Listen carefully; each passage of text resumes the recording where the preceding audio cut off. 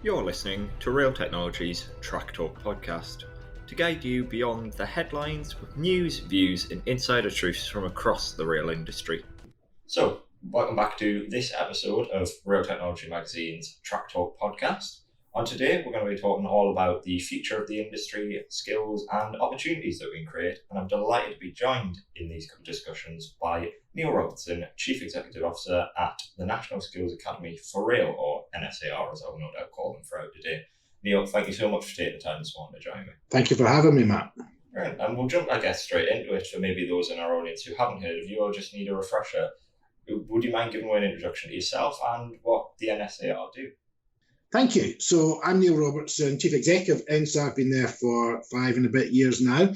And before that, I was in energy and other sectors. And before that, I was in government. And I was even, as it must have been bad, because I looked after European regional development funding for a while. Not a fun job. Anyway, it's a great job I've got now because it's working with colleagues in rail on the topic of skills and people. And through NSAR, NSAR is a membership body. It's owned by the industry. We're independent of government, although, of course, we do work closely with government. So we are here for the industry, and the industry are kind and invest in us and support our work.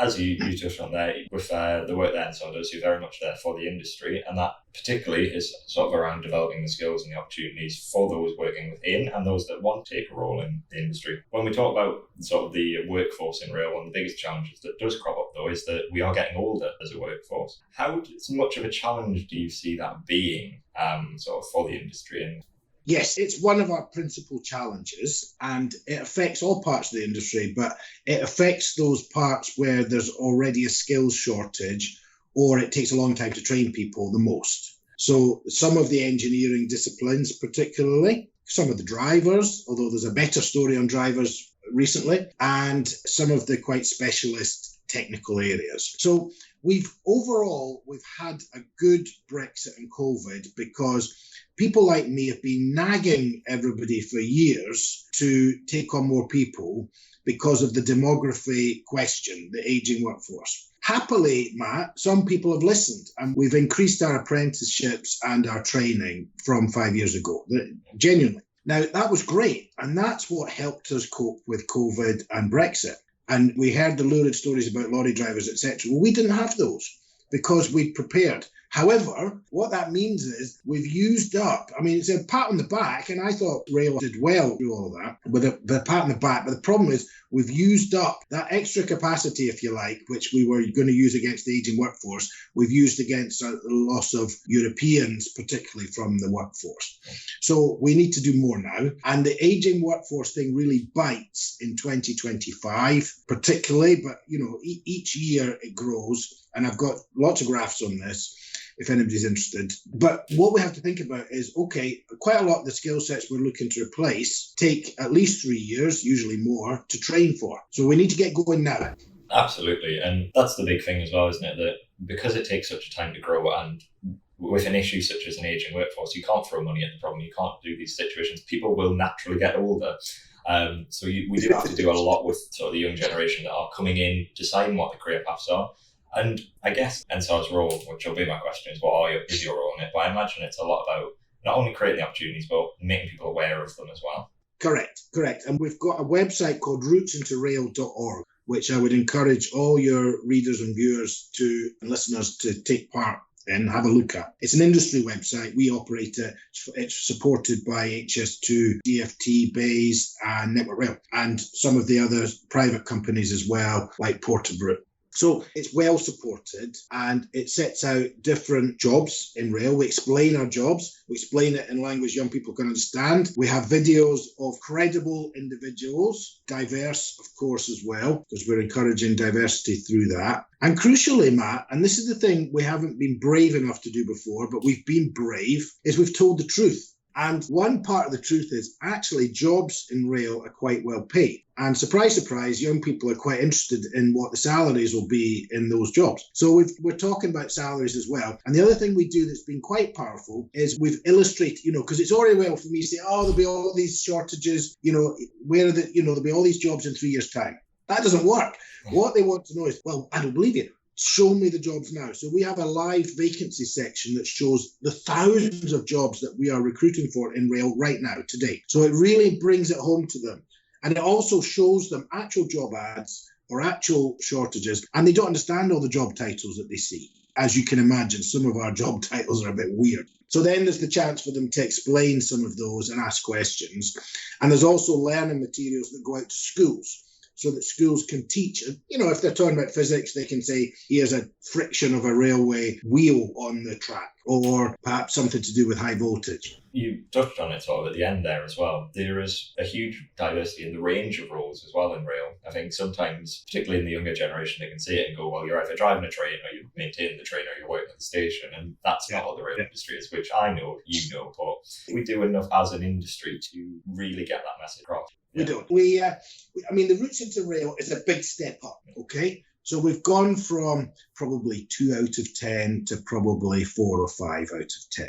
Yeah. So we've got to do more. We have to, Matt, because we're competing for people, particularly the digital skills that we're using more, data type skills, but any engineering skills and customer facing, commercial skills, lawyers, everything. We need everybody. So we do need to do more. And what we want to happen is that there to be more outreach. So the big companies do it. We want to have more systematic outreach into schools. Teachers are a big opportunity because teachers are keen to give kids good advice, but how do they know any more than any? Why do we expect teachers to know anything about, what a kind of rail data person might be doing? Why would they know? So they're a big market for us to focus on. And parents, Matt. Parents, one of our key routes in is apprenticeships, and parents like apprenticeships. Yeah, they like uni and they like apprenticeships. That's what parents like. So we're okay on that. Parents think of the railway as a bit old-fashioned and a bit dirty and a bit dangerous and probably not a place to encourage their daughters to go into. And of course, their daughters will be made to feel extremely welcome, because we've really done a lot of work on our culture of diversity. So it's time to tell those stories to parents as well, to change parents' minds. And that's the hardest bit. At the moment, our strategy is build a website, get the materials, and then start increasing the outreach to schools and young people. And then the next stage is, right, how can we get to parents? And that might take a different form, maybe even more direct marketing like billboards, etc. But it is a really good point you raised, because it's one that I hadn't even really thought of, because we all in the rail industry talk for so much about we do need to reach young people and we'll reach them in schools and all like this. But you do forget that the teacher or the parent doesn't necessarily know much. It's sort of that wider societal shift on how we see rail, isn't it? Yeah, it is. And, we're good as an industry. I could ring up anybody, any company and say, can I have some ambassadors to go somewhere? And I would get them and they would talk passionately about how good the railway is. Yeah, there's no problem with that. But they're not always the most credible individuals to talk to young people. They would be to talk to parents, but not so much to young people. So that's why we need to get younger. So there's the young rail professionals and other outreach groups, STEM ambassadors do a great job. The passion that railway people have for the industry is a huge asset for us that we're only partially exploiting. I'd like to bottle it somehow. I haven't worked out how to do that yet. But because most people in the industry have got that passion, what we have to try and do is give them ways of talking to people locally where they are about the railway. And, it's against the backdrop of poor headlines as we had a couple of years ago. That was hard. But, the railway's in a better place, in terms of the public image now. So it's a good time for us to be saying, look, we were there for you in the pandemic. We moved the goods that helped you keep you going. And we've got some great jobs coming up. Take another look. Definitely. And that sort of leads me into another really important part of this as well, that obviously with your role with NSAR, the skills that you create, there is a huge focus because of the aging workforce on young people. But the pandemic particularly has meant that it's really important that we also make sure there's the opportunities there for those that are older and potentially look for a career change, or those already in the rail industry who simply want to continue their development and improve.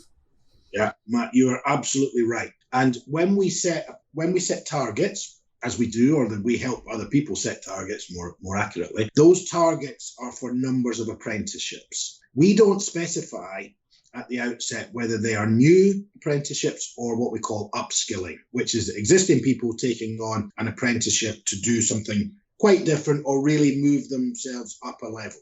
But we have a notional benchmark that it should be 50-50 because there's a big upskilling job to be done. And apprenticeships are one of the best ways. Now, it's a funny idea of, a 40-year-old male or female doing an apprenticeship, because we don't call them apprentices because they're not, but they're pursuing an apprenticeship. And we've invested a lot in the apprenticeships to get them fit for purpose, modern and relevant. So it should be about half and half. So for every new apprentice, there should be someone being developed. And that works quite well. Typically, we find people are happy to be developed. The area we're going to be looking at next, particularly, is supervisory. So first line managers, so some really strengthening the management training of those initial trainers. But digital, I'm often described as being positive about things. I'm worried about digital. The upskilling in digital isn't going well. It's hard for us as an industry. So far, we've found it hard to get people who've been working in an analog environment to switch to a digital environment, to take on the digital learning, whether that be software, data analysis, or on the engineering side, more technical condition-based monitoring. People tend to retire or move, or there's often a job that they can go to that remains analog. So that's the bit I'm worried about, is how are we going to upskill more of our existing workforce in the digital demands? And we've published quite a lot on that topic. So that's the one for us really to scratch our heads on. And we might do another podcast on this if you agree, is really think about how do we prepare the workforce for the digital future. Certainly. It is, like you say, a very valid point to raise that often we're talking about aging workforce, and that's people retiring. They're usually at a much more senior level. They've got a lot more experience that we've got to replace. So it should be that continued journey. I guess in areas such as sort of digital and that, where we don't necessarily ever have the skills or not necessarily the willingness, because there is a willingness in rail, but necessarily the right volume willing to shift to the new digital roles. Is that where we potentially look at sort of also opportunities to offer these kind of apprenticeships to those at similar ages and in their development, but in other industries, and go, well, actually, rail can offer you this. And we can almost sort of import those skills into rail. In short, the answer is yes, Matt. For example, the military. You've been working on a warship. You've got systems engineer. You're used to hydraulic systems, mechanical, electrical systems. We want you, yeah? We've taken a lot of people from aviation, okay? Now, I thought this would be, we've worked hard at that, and the government have encouraged that, so aviation engineers, as you'd expect. So we've taken them, and they bring, in some ways, quite advanced skills to us. So that's been fabulous. But it's been at other levels as well. You'll be surprised to hear that there is a senior airline pilot who is currently driving a digger on an HS2 site. Wow. Yeah, it's true. And the minister witnessed it for himself as well. So that was quite good. But there are other sectors who are much more advanced than us in terms of data. So the financial sector. We haven't attracted many from that sector. And the data people are notoriously precious. If we just say, come and sit in a freezing cold yard somewhere and do some data analysis, that's not what they want. They want to be, within sight of Old Street in London, eating avocado sandwiches. Now, I'm exaggerating, but you know what I mean? We might have to change our culture a bit to attract those kinds of individuals. So that's where I think we'll struggle. But at the engineering level, fabulous. And construction as well. Got a lot of construction workers now. HS2, as you know, is going great and is creating thousands of jobs. And those are coming from other construction sectors, typically the kind of civil engineering rather than, say, housing. But we've got a good track record there. And what we would like to do is make sure that we can streamline our competence systems to cope with people coming from different backgrounds. So we value what they bring. So we're not saying start again because you haven't worked in railway. Yeah. And again, with electrical engineers from the power sector, they know quite a bit. So how can we streamline the program? So that's an interesting challenge that we're looking at. Yeah, absolutely. Like you say, the ability to almost effectively make bespoke sort of opportunities for people based on the knowledge they already have is a benefit for both. They feel more welcomed because they're getting to use the skills they have. Rail's benefiting from the opportunities that's there. But like you say, things like data and financial sides of things, that is a huge part of rail. The administrative side of rail is unimaginably large, but sometimes gets forgotten. And that isn't always in an office in a rail yard, which I guess takes us full circle to what we were talking about at the very start, which is changing that perception that people have that there will be offices in central London, in nice major cities, that they can work in and be in the rail industry. Yeah, I mean, Accenture, who are one of the biggest sort of computer companies in the UK, their data analysis happens in Greece and in India. Yeah. So when we need it in Doncaster, it doesn't mean that people need to be sitting in Doncaster or vice versa. People could be sitting in Doncaster and providing data for London.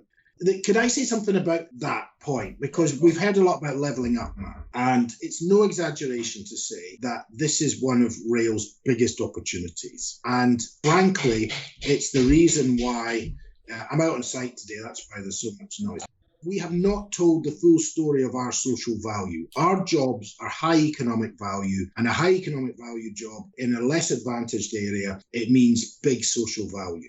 So we've got a good story already that we're starting to tell, we're starting to measure, and that's helped us get our infrastructure projects over the line. You know, if you look in the IRP, we've got more HS2, we've got TransPennine, we've got reopening of, say, the Northumbrian line, that sort of thing. So that's because of our social value. And there's one thing that we are starting to do more of, Matt, which we need to do a lot more of, really want to bring to the attention, is work experience. Because if you've come from a disadvantaged area, typically you find it hard to settle into a highly structured, regulated apprenticeship. Our apprenticeships are very safe, so they're quite formal. And the structure of that people find hard. And a really good way, in fact, no, the best way into that is work experience. So we want all companies, and some companies are brilliant at this already. You know, most of the big clients are GTR stand out in the talks as being, but lots of the talks are doing this, and it will be expected more of them in future. But we want to see that right across the industry, more work experience. Yeah, and like you say as well, particularly for those that are from more disadvantaged sort of situations, or they just don't get that exposure, it's a great way to get them in. We said earlier that for parents, perhaps a speaker from the industry might be the greatest benefit. For young people, often it can be them being in and among it that is what gets them really excited for it. It feels tangible to them, doesn't it? It does. And the lovely thing about the rail industry is that I know they will be well looked after. You know, they will have, a metaphorical arm around them. They will be looked out for. Somebody will buy them some lunch. They'll be looked after. And they will come away thinking, that is a group of people that I would like to work with, I'm sure. Well, we know from what happens already that we have a slightly higher completion rate than you would expect.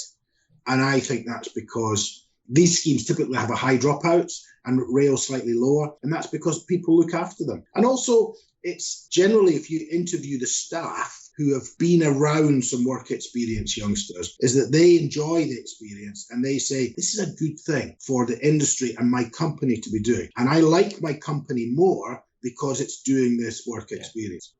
As you say, it's very much that sort of social value aspect. It shows that they care and they want to be a part of the community, and ultimately their staff live and work in that community. We've heard all of the great stuff we're doing so far, and you are doing a lot of amazing stuff, it sounds like. But what does sort of the future hold for yourself and for NSAR? Where are we looking? I mean, we've talked a little bit about driving up digital and stuff, but more generally. It's interesting. So the digital is a double challenge. So that's one big area. And digital, of course, trying to get more people with digital skills, but also the use of technology in delivery of training and learning and assessments. So that's a big area. So simulated assessments. We've been using that in driver training for years. We were ahead for a while, but we're a bit behind now. You're probably not entirely shocked to hear. But interestingly, COVID showed us, we're a cautious industry, but COVID showed us what we can do remotely. And the answer, by the way, is 84%. 84% of our normal activities can be done in a different way. So there's a lot of potential for us there. So that's a big area, and the use of, investing in technology, remote learning, all of that. The second big area is, of course, we're going to have Great British Railways. And we need Great British Railways to understand the importance of all this stuff from the start. Now, I'm sure they will. And the white paper helps us in that. And, so that's a big challenge for NSAR, will be to support GBR to really grab this agenda and, work with NSAR and the industry and the supply chain. The last area is, you could call it productivity, is actually, it's a more complicated area, but it's one that we've really got our heads around now, Matt, which is actually the way you drive productivity is you invest in people and technology. In engineering-led businesses, we tend to think about the technology, the engineering, and get excited about that. And we forget about the people stuff, but that is half productivity opportunity. So the big challenge is translating the language we are using today about it being a good thing, the right thing, filling gaps, all of that, into we are driving productivity and profit by investing in our people and making them more productive alongside investing in equipment. And we're now developing benchmarks. We're working with RIA as part of the rail sector deal to look at what does good look like in that space. So really working with industry on the productivity agenda, not the skills agenda, or skills as a subset of productivity. And that will take us back to your earlier good question about training and upskilling the existing workforce. But commercial skills, in the regions, digital skills, management skills, financial skills you mentioned, all of those modern disciplines we'll need more of.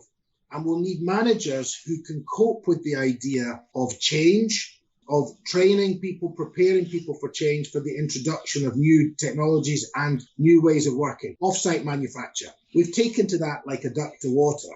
Yeah, we've been good at that. Condition-based monitoring, not quite so good. There's lots more we could do there. And actually, back to GBR, the new regulatory models and commercial models, what Sir Peter Hendy calls one P&L, that will open up doors in condition-based monitoring and data that we can only dream of at the moment. But all of them will require us to work differently, which will require us to change our processes. And it is very much that, isn't it? There are huge opportunities in the future. It's just about how we frame them. This isn't us turning around to the industry and going, you need to change everything you're doing. We've had 18 months of that. It's very much about going, well, these are the opportunities, these are where we can continue to grow, and actually we'll help you along that journey. Yeah, but yes, Matt, you put it very well there. Although I think for your listeners on this, perhaps we should just reflect on whether you put it too nicely. Rail's had a lot of money out of the government, and we have got very sharp value for money questions. What that means in practice is we have to reduce our unit costs, which are going up. And it's not sustainable. It really isn't sustainable. And I talk to the government and I hear this, and others much wiser than me will say the same. So if we don't reduce our unit costs, we're in big trouble. And that doesn't mean cutting and slashing. It means investing and changing, or at least that's what it should mean. And that's what other industries have done. You do things differently and you save money. It is not about just cutting. That's clumsy. That's not what we're talking about here. We're talking about how do we make stuff safer by doing more off-site, by using condition-based monitoring, getting people off the track and in front of computer screens. Whether that might not be attractive for everybody, but that's what needs to happen. Or in the terms of passenger data, how can we help passengers buy from us better? And I'm not just talking tickets. I'm talking about the whole experience. And then when it comes to managing projects, real-time data, and a boring technical but really important thing, Matt, is proper understanding of whole life costs. Because it's not till you understand a whole life cost that you'll make the right decision. And everybody understands. Every household makes decisions about, do I buy a cheap washing machine or an expensive one? Because I know the cheap one will break after 3.5 years or day after the warranty, or a more expensive one will last longer. That is a normal household decision. We are not good at that in rail, and we have to be better at it. Absolutely. And I think that's a really lovely sort of honest thing, and it's one of the benefits rail does is we have these honest conversations. So I really do appreciate that. In terms of sort of the time, because I don't want to keep you for too long today as well, it's been an absolute pleasure talking to you, Neil. I could go on and on for hours and hours, but thank you so much for taking the time. Matt, thank you. It's been a pleasure talking with you, and I hope it's of interest to your listeners, but also thank you for some really smart questions. Thanks for listening to this episode of RTM's Track Talk podcast. Join the conversation on social media or get in touch with the link on our website. To stay up to date with all the latest news and episodes, subscribe and give us a rating on whatever streaming service you are using. This has been Rail Technology Magazine's Track Talk podcast. Thanks for listening, and we'll see you next time.